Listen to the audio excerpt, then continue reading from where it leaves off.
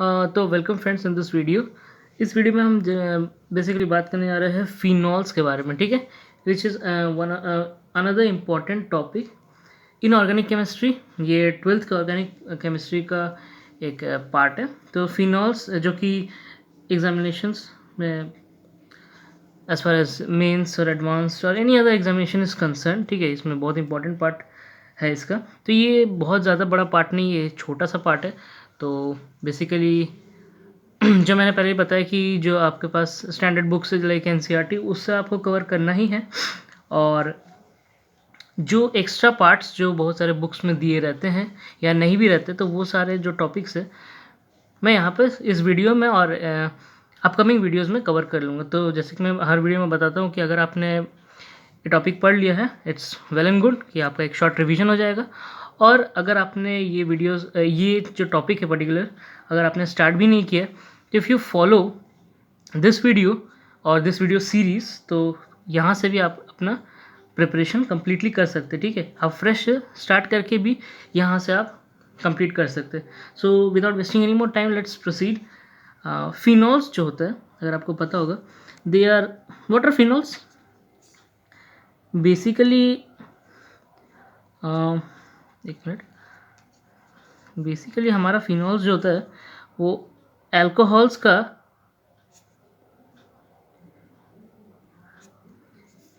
Aromatic counter part होता है, ठीक है।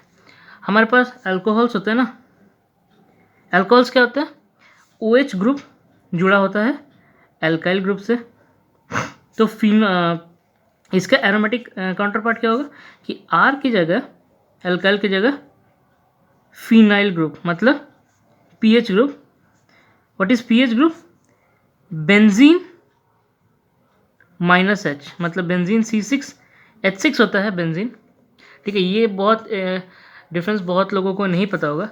अगर पता है इट्स गुड कि बेंजीन जो होता है ना, ये होता है, पता है बेंजीन ये होता है, जिसका फॉर्मूला होता है C6H6। अगर इससे एक आप फॉर्मूला H निकाल देते ना, तब ये एक सब्सटीट्यूटिंग ग्रुप की तरह बिहेव करता है। तो जैसे यहाँ पर R के साथ OH है तो अल्काइल है, अल्काइल ग्रुप जुड़ा है, OH के साथ तो अल्कोहल्स हो जाता है। अगर वो पीएच के साथ OH जुड़ता है और इसके और भी डेरिवेटिव्स, मतलब ये मेन पार्ट रहेगा और इसके डेरिवेटिव्स, तो इसका अल्कोहल्स का एरोमेटिक काउंटर पार्ट, इसी को बोलते हैं फेनॉल, और ये उसका पेरेंट कंपाउंड है, ठीक है। पेरेंट कंपाउंड मतलब ये बेसिकली हो गया आपका फेनॉल। इस कंपाउंड को हम लोग बोलते हैं फेनॉल, और इसके डेरिवेटिव्स मतलब यहाँ पर आप कुछ लगा दो, यहाँ पर कुछ लगा दो, अलग अलग, ठीक है। तो उसके अलग अलग नाम होंगे, but this is the parent compound, इसको हम लोग बोलेंगे फेनॉल, ठीक है। तो दिस इज द बेसिक। अब हम लोग क्या करेंगे, आगे बढ़ेंगे और प्रिपरेशंस देखेंगे, ठीक है। So let's proceed further and let's see about preparation, ठीक है। प्रिपरेशन देखते हैं। First preparation, and this is one of the most important reaction, ठीक है। इसको ध्यान से देखना और इसको याद भी रखना है। फ्रॉम क्यूमीन, ठीक है, फ्रॉम क्यूमीन, ये आपको शायद बहुत से स्टैंडर्ड बुक्स में मिल भी जाएगा, अगर नहीं भी मिलता है मैंने बोला कि इस वीडियो से आप देख सकते हैं, ठीक है। From cumene, what is cumene? It is basically isopropyl benzene. ये जो कंपाउंड है ना, आइसोप्रोपाइल बेंजीन, इसी को हम लोग क्या बोलते हैं, क्यूमीन। अब नाम देख के घबराना नहीं है, मैं इसका स्ट्रक्चर बता देता हूँ, ठीक है। जनरली बेंजीन को ऐसे भी लिखते हैं, और सिंस ये जो है रेजोनेंस में रहता है ना, इसको हम लोग ऐसे भी लिख देते हैं, ठीक है। ये बेसिक चीज़ आपको पता होगा आई थिंक। तो ये हो गया आपका प्रोपेन। अगर प्रोपेन है, ये 3 कार्बन का अगर स्ट्रेट चेन है तो प्रोपेन है ना, ठीक है। और सेकेंड में सब्सटीट्यूटिंग ग्रुप है, तो इस आइसो हो गया और आइसोप्रोपाइल बेंजीन, ठीक है। बेसिकली ये तो आपको पता ही होगा, आइसोप्रोपाइल बेंजीन है, ठीक है। तो रिएक्शन क्या है कि ये बोला गया है कि cumene, this is cumene, basically this is cumene, sorry, this is cumene, okay, isopropyl benzene. Cumene on aeric oxidation followed by hydrolysis. क्या किया हमने, इसका aerial oxidation followed by hydrolysis. ठीक है, इसका हमने क्या किया, aerial oxidation followed by hydrolysis with H2SO4। Hydrolysis with H2SO4 मतलब सोल्यूशन जो है वो H2SO4 का है, और फिर एरिक ऑक्सीडेशन हम कर रहे हैं, it produces phenol, pure phenol देगा। ठीक है, कोई डेरिवेटिव नहीं, बट कि प्योर हमें फिनॉल मिलेगा। सो this is the first preparation of phenol from cumene. ठीक है, तो हम इसको अगर मैं रिएक्शन में लिखूंगा ना, तो ये कुछ ऐसे दिखेगा। CH3, ये हो गया आपका क्यूमीन। तो ये आपको जनरली दिखेगा O2H न्यू H2SO4। ठीक है, ये आपका सॉल्वेंट की तरह काम करेगा। O2 क्यों, फॉर ऑक्सीडेशन, H न्यू क्यों, टू इनिशिएट द रिएक्शन। कभी कभी हमारे ऐसे चीज़ होता है जब हमें एक्स्ट्रा एनर्जी देना पड़ता है टू इनिशिएट द रिएक्शन, तो ये सब उसी के लिए। तो बेसिकली जो रिएजेंट है आपको याद रखना होगा इसके लिए। तो this is cumene isopropyl benzene, ये रिएजेंट है, और हमें क्या मिलेगा इसका प्रोडक्ट, OH प्लस एक बाई प्रोडक्ट भी मिलता है जो कि इस केस के लिए एसीटोन है। ठीक है, this is acetone, this is phenol. ठीक है, तो अगर आपको शॉर्ट में याद रखना है ये क्या है, अगर सपोज आपको बस पता है कि हाँ, अगर आपको एग्जाम में पता है कि आपने ये देख लिया, क्यूमीन देख लिया, ठीक है, और आपको बस शॉर्ट में याद रखना, तो इसका शॉर्ट ट्रिक क्या होगा। अगर मैं इसका शॉर्ट ट्रिक बताऊँ, ठीक है, शॉर्ट ट्रिक बताओ तो क्या होगा। देखो यहाँ पर क्या है, मैं इसको हाईलाइट कर देता हूँ दूसरे पेन से। ये आपके पास O2 है, बेसिकली दिस इज ONO। ठीक है ना, आप क्या करो, CH को ना बीच से काट दो, यहाँ O लगाओ, यहाँ O लगाओ।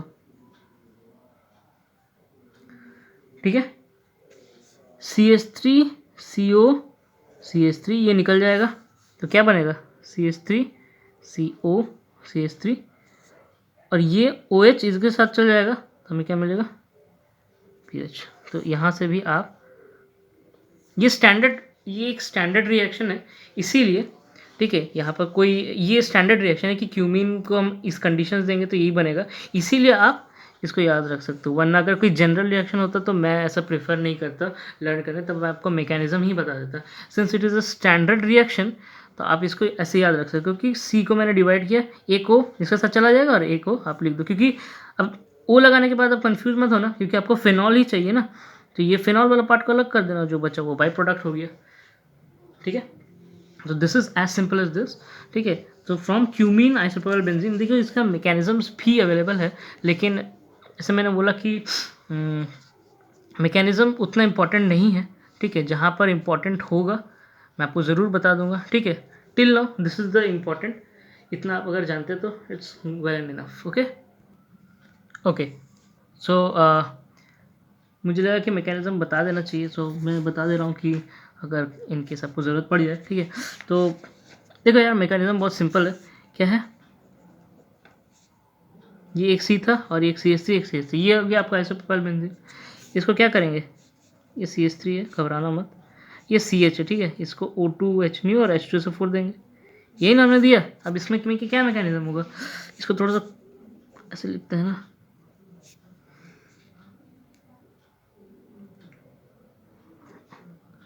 हाँ, सो ये कंपाउंड अगर आप ठीक से देखोगे इतना तो है, और इसमें CH है ना, लेकिन जब आप ऑक्सीडेशन करोगे ना, तो ये यहाँ पर डिफ्यूज़ हो जाएगा। कैसे, कुछ इस तरीके से। अब देखो, आप इस ऑक्सीजन में लोन पेयर है, मतलब दोनों ऑक्सीजन पे ही लोन पेयर है, मैंने एक में दिखाया। अब आप उसका एसिडिक मीडियम H2SO4 दे रहे हो, मीडियम में हाइड्रोलिसिस करोगे H+, तो ये इलेक्ट्रॉन एफिशिएंट है और ये इलेक्ट्रॉन डिफिशिएंट है, तो ये इसको ले लेगा। ठीक है, तो हमारे पास क्या बनेगा, कंपाउंड। ठीक से देखना process wise, this is very simple. ठीक है, ये CH3 बचा, ये बचा CH3, ये हुआ O, दिस इज OH। अब सिंस ये OH हुआ ना, OH, हाँ सॉरी, और एक और H जो यहाँ से जुड़ा। अब सिंस इस वाले ऑक्सीजन ने हैज़ लॉस्ट हिज इलेक्ट्रॉन, यहाँ पर एक प्लस चार्ज आ जाएगा, क्योंकि अब इलेक्ट्रॉन एफिशिएंट से इलेक्ट्रॉन डेफिशिएंट हो गया उल्टा, क्योंकि इसने इतने दोनों इलेक्ट्रॉन को इसे डोनेट कर दिया। ठीक है, अब ये एक अनस्टेबल स्पीशीज बन गया ना, अब इसको तो स्टेबल करना होगा। ठीक है, तो ये बॉन्ड टूट जाएगा और ये एज H2O लीव कर जाएगा, सॉरी, ठीक है, ये एज H2O लीव कर जाएगा, क्योंकि ये तो अनस्टेबल है ना, तो ये बॉन्ड टूट के अब इसको देने के लिए, H2O बनाने के लिए, अब इसके पास प्लस साइन है, तो ये बॉन्ड टूट के इसको लोन पेयर देगा और ये एज H2O लीव कर जाएगा। अब ये अगर टूटेगा तो फिर ये इलेक्ट्रॉन एफिशिएंट से इलेक्ट्रॉन डेफिशिएंट हो जाएगा, इस पर एक पॉजिटिव चार्ज आएगा। तो यहाँ पर द कैच इज, इसको सेटिस्फाई करने के लिए, इस पॉजिटिव चार्ज को न्यूट्रलाइज करने के लिए ये जो फिनाइल है यहाँ पर चला जाएगा, and this is called as phenyl shift. This is called as phenyl shift. देखो ऑर्गेनिक केमिस्ट्री में ऐसे बहुत सारे आपके पास सिचुएशंस आएंगे जब आपके पास हाइड्राइड शिफ्ट होगा H+, या फिर फिनाइल शिफ्ट जैसे यहाँ पर हो रहा है, फिर alkyl shift. This is basically for stability, क्योंकि कोई भी कंपाउंड, ठीक है, केमिस्ट्री में वो हमेशा चाहेगा कि अपना स्टेबिलिटी अटेन करे, तो for stability only this all things are happening, and this is the RDS, that is rate determining step और the slowest step of this entire reaction. तो मैंने मैकेनिज्म बताने का जो पर्पस है वही है कि अगर आपको पूछा जाए कि RDS में अगर ऑप्शन में आ जाए कि क्या हो रहा है, तो यू कैन से ना कि फिनाइल शिफ्ट होगा। मैं नहीं बताऊंगा तो आपको पता नहीं चलेगा ना। तो RDS क्या है, ये फिनाइल शिफ्ट ही है। ठीक है, आफ्टर दैट फिनाइल शिफ्ट क्या हो रहा है, यहाँ पर लिखता हूँ कि ये मेरा फिनाइल था, अब ये O के साथ कनेक्शन बना लिया है और O के साथ कनेक्शन है C का, जिसमें 2 CH3 लगे हैं। लेकिन अब ये जो कार्बन है, ये इलेक्ट्रॉन, इस तो अभी सारे इसके वैलेंसी सेटिस्फाइड है, लेकिन अब ये इलेक्ट्रॉन डेफिशिएंट हो जाएगा, तो यहाँ पर एक प्लस साइन जनरेट हो जाएगा। ठीक है, अब आपको पता है कि ये जो H2O लीव किया था, इसका मतलब सोल्यूशन में ऐसे H2O मॉलिक्यूल्स होंगे, तो अब ये H2O जिसके पास लोन पेयर है, ये इस पे अटैक करेगा। ठीक है, अटैक करने से क्या होगा, लेट्स सी, ये हो गया O, this has become C, यहाँ पर CH3, this is CH3, OH2। अब इसने अपने इसको दे दिया, तो फिर इस ऑक्सीजन पे प्लस चार्ज जनरेट होगा, देखो। ठीक है, okay, sorry for the disruption. Okay, इसके बाद क्या है, ये इसको मैं बार बार नहीं लिख रहा हूँ यहाँ पे, इसको मैं PH ही लिख दे रहा हूँ। ठीक है, PH के साथ ये वाला O है, इस पर लोन पेयर है ना, और ये जुड़ा हुआ है C से, CH3, और ये बन चुका है अब OH। OH कैसे बनेगा, देखो यार, ये OH2 प्लस है ना, इसमें से एक हाइड्रोजन जो है ना, इसको लोन पेयर दे के, इसको कुर्बान करके खुद शहीद हो जाएगा, कर ही सकता है, इतना दिन इसके साथ था। ठीक है, तो अब ये इसको स्टेबलाइज करके खुद शहीद हो जाएगा। ठीक है, you can understand like that. अब ये बचा वापस आपका एसिडिक मीडियम है, तो ये H+ तो रहेगा, इधर अटैक करेगा, क्यों, क्योंकि इलेक्ट्रॉन एफिशिएंट है और ये इलेक्ट्रॉन डेफिशिएंट है, तो PHOH।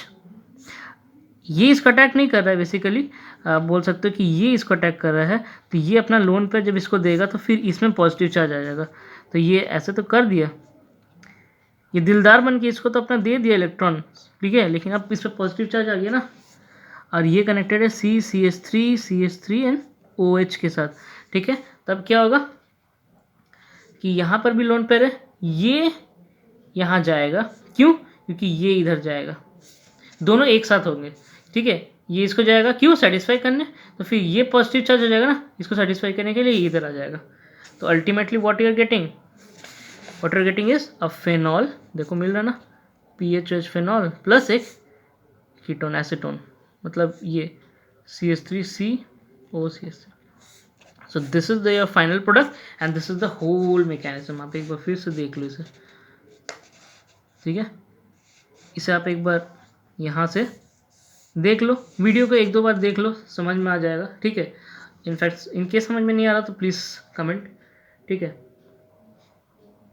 ओके, सो इतना हो गया। अब मैं कुछ क्विकली कुछ और आपको प्रिपरेशन बता देता हूँ, ठीक है, और क्या क्या प्रोसेस हो सकता है फ्रॉम हेलोबेंजीन्स, ठीक है। हेलोबेंजीन से भी हम फिनॉल प्रोड्यूस कर सकते हैं, और ये जो है ना बहुत इंपॉर्टेंट है, हेलोबेंजीन से बहुत ही फ्रीक्वेंटली फिनॉल में कन्वर्शन होता है, और दिस टाइप ये जो रिएक्शंस है ये बहुत पूछे जाते हैं। Like first is from chlorobenzene, ठीक है, और ये बहुत ही इंपॉर्टेंट और फेमस रिएक्शन है, तो और ये बहुत छोटे छोटे रिएक्शन है ना, भूलने के चांसेस रहते हैं, तो इसको याद रखना, ठीक है। लाइक क्लोरोबेंजीन से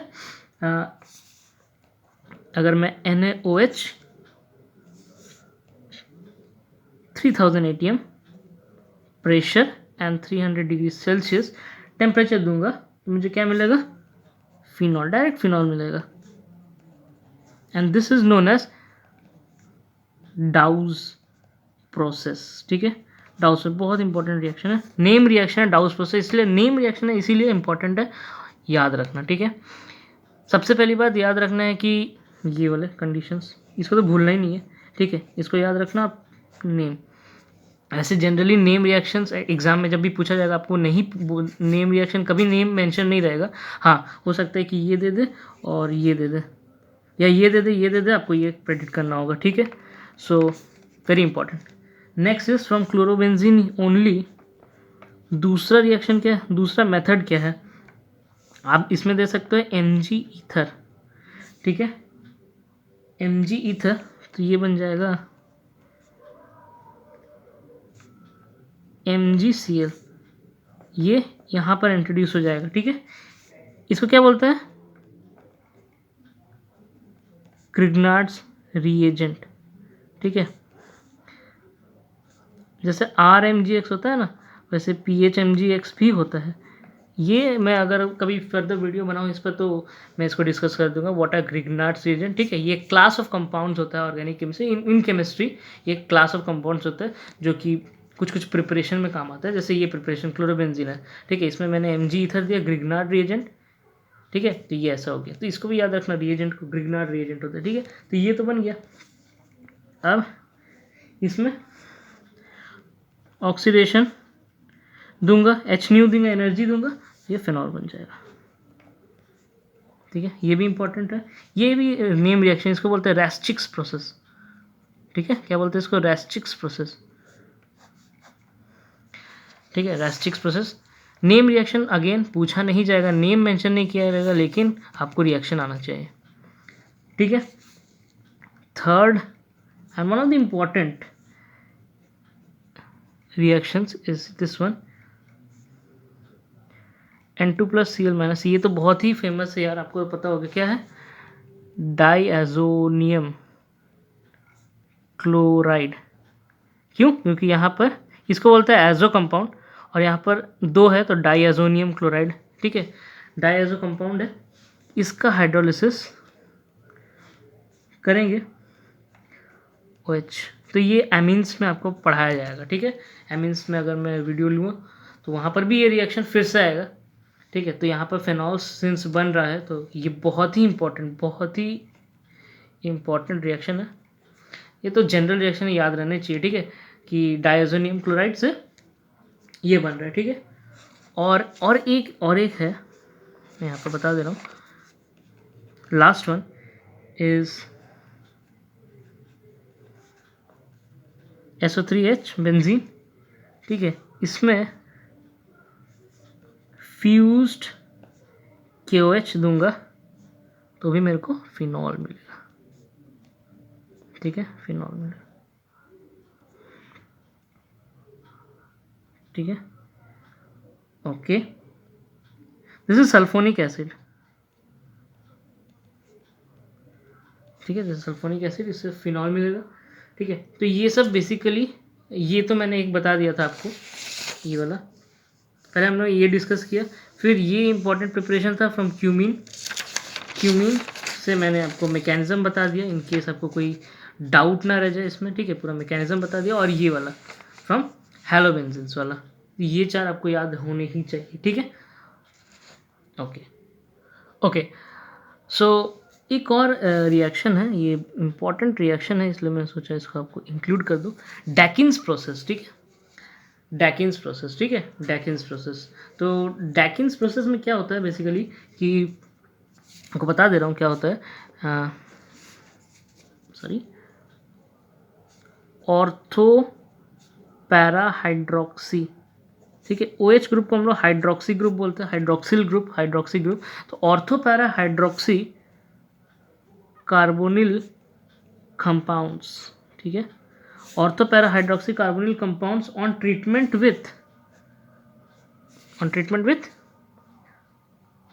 peroxide बेस, ठीक है, on treatment with peroxide and base followed by hydrolysis